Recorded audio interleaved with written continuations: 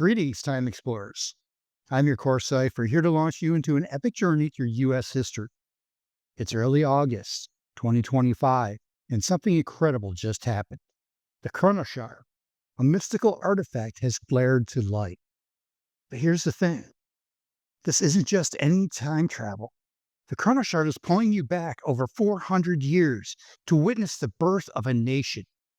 We're talking about 1607, when three tiny wooden ships carrying 104 brave, or foolish, settlers first spotted the muddy shores of what would become Jamestown, Virginia.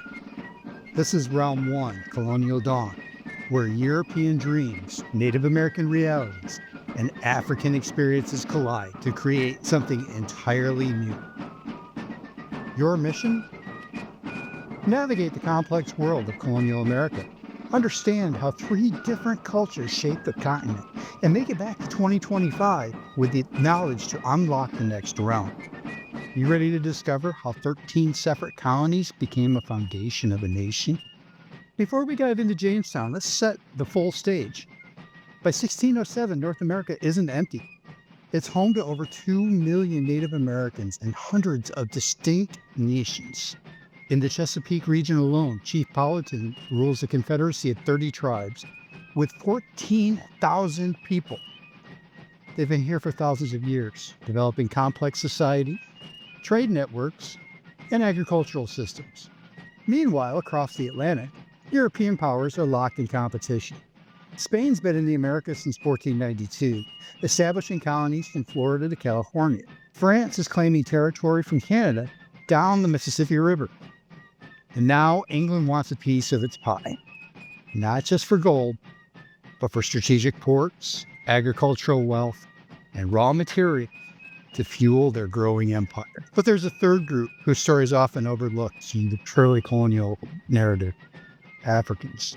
By 1607, nearly 200,000 enslaved Africans have already been brought to Spanish and Portuguese colonies. When those first 20 Africans arrived in Jamestown in 1619, they're not entering a new world. They're being forced into an expanding system of exploitation that will define American labor for centuries. This is the reality you've stepped into. Three civilizations, each with their own goals, technologies, and worldviews, about to reshape our continent forever.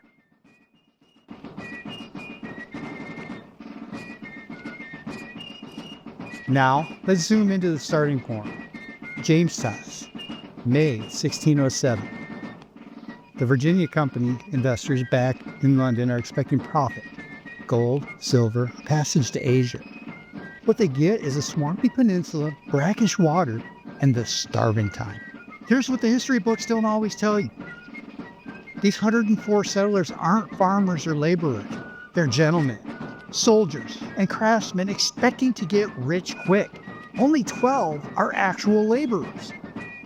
So when Captain John Smith famously declares, "He who does not work does not eat," he's literally forcing aristocrats to dig ditches and plant corn. The numbers are staggering. By 1610, only 60 of 500 settlers are still alive. They're eating horses, dogs, rats, cats, and yes, some turn to cannibalism. One man kills and salts his wife. This isn't just survival. It's the complete breakdown of English civilization in America. But here's the twist. While the English are dying, the Powhatan are thriving. Chief Powhatan could easily wipe out Jamestown. His warriors outnumber the settlers 100 to 1. Instead, he plays a complex diplomatic game. Sometimes he trades corn for copper and tools. Sometimes he lets them starve. He's trying to figure it out. Are these strangers useful allies, or are they dangerous enemies? Enter Pocahontas. No, not the Disney one. The real Pocahontas, called Matoa, is about 11 years old when she first meets John Smith. She's not a love interest. She's a diplomatic tool in her father's strategy. When she saves Smith's life, it's likely part of a Powhatan adoption ceremony and not a romantic rescue. The real game changer comes in 1612. John Wolfe's tobacco. This isn't just any tobacco. It's a sweet, smooth variety that Europeans crave. By 1619, Jamestown exports 20,000 pounds. By 1629, it's 1.5 million pounds. One colony becomes the foundation of a tobacco empire worth millions. But tobacco demands two things: land and labor. More land means pushing the Powhatan off their ancestral territories. More labor means the tragic arrival of those first 20 Africans in 1619, sold from a Dutch ship. Some work as indentured servants and eventually gain freedom. Others become enslaved for life. By 1700, Virginia has 28,000 enslaved people, and the economic foundation of American slavery is set.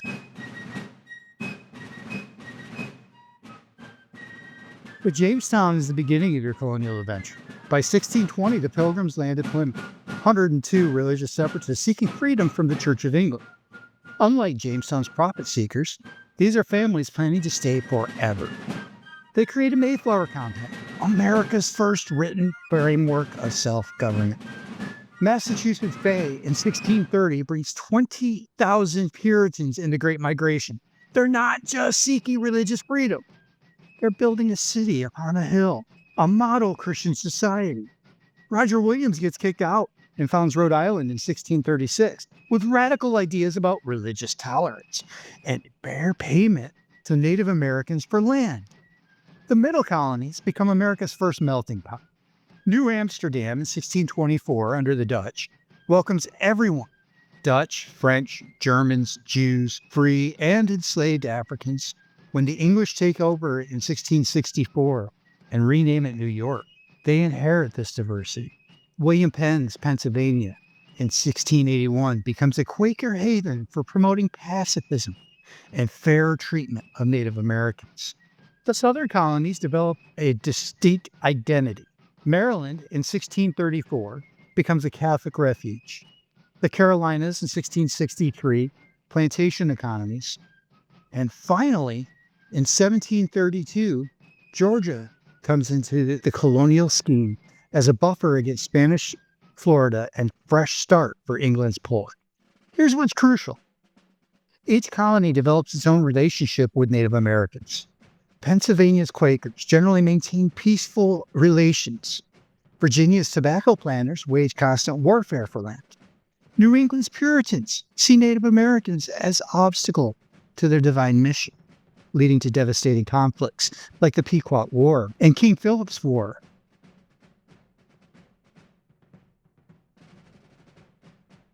Now let's talk economics, because money drives everything in colonial America. The southern colonies become agricultural powerhouses. Virginia's tobacco, South Carolina's rice and indigo, Georgia's cotton. This isn't just farming, it's agribusiness with plantations as factories in the fields. The middle colonies become the breadbasket. Pennsylvania and New York export wheat, corn, and livestock to the Caribbean and Europe. These colonies develop America's first cities, Philadelphia and New York, with thriving merchant classes.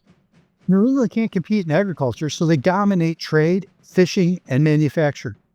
Boston becomes America's financial hub, with merchants trading cod, lumber, and rum around the Atlantic world.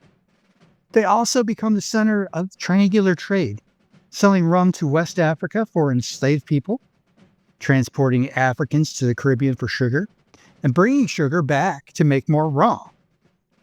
But here's the complexity. Colonial economics is built on unfree labor. Not just enslaved Africans, though by 1750, 240,000 lived in the colonies, but also indentured servants, mostly Europeans. These are apprentices and Native American captives. About 50% of colonial immigrants arrive as indentured servants working 4 to 7 years to pay off their passage to America. The other economic revolution? The rise of colonial manufacturing. By 1750, colonists are producing their own textiles, iron, lumber, and ships. Now this creates a tension with Britain, who wants colonies to buy British goods and not compete with it.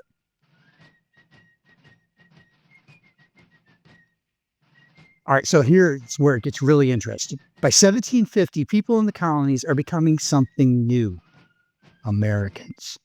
It's not just the English anymore, but a mix of culture that creates a distinct colonial identity. Take language. Colonial English starts diverging from British English. Americans invent new words for new experiences: lengthy, influential, presidential. They borrow native languages: skunk, tobacco, hurricane, and African languages contribute: okay, jazz, banjo.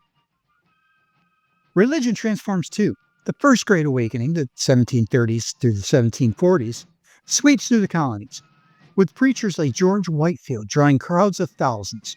This isn't just religious revival, it's social revolution. Ordinary people are starting to question traditional authority, laying groundwork for later political rebellion. Education becomes a colonial priority.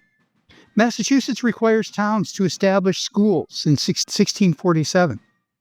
Harvard is founded in 1636, William and Mary, 1693, and Yale in 1701, trained colonial leaders. By 1750, New England has the highest literacy rate in the world. But let's be honest about colonial society. It's hierarchical and often brutal. White men with property had the most rights, while women have few legal rights, but significant domestic authority. Free Black Americans face constant discrimination. Native Americans are systemically pushed off their land. Enslaved people endure unimaginable hardship, but create rich cultures of resistance and community. The big picture? By 1750, 1.2 million Europeans, 240,000 Africans, and countless Native Americans have created something unprecedented: a series of societies that are now part European, part African, and part Native American, and entirely new. That's your introduction to Colonial Dawn, Time Explorers. We've covered a lot of ground. The tensions we've explored between freedom and slavery, cooperation and conflict, individual rights and community needs. These will explode into revolution into our next realm. Your colonial adventure awaits. Choose your character, select your faction, and dive into the quests. The fate of American history rests in your hands. I'll see you in the next chapter, where colonial discontent invites the fires of revolution.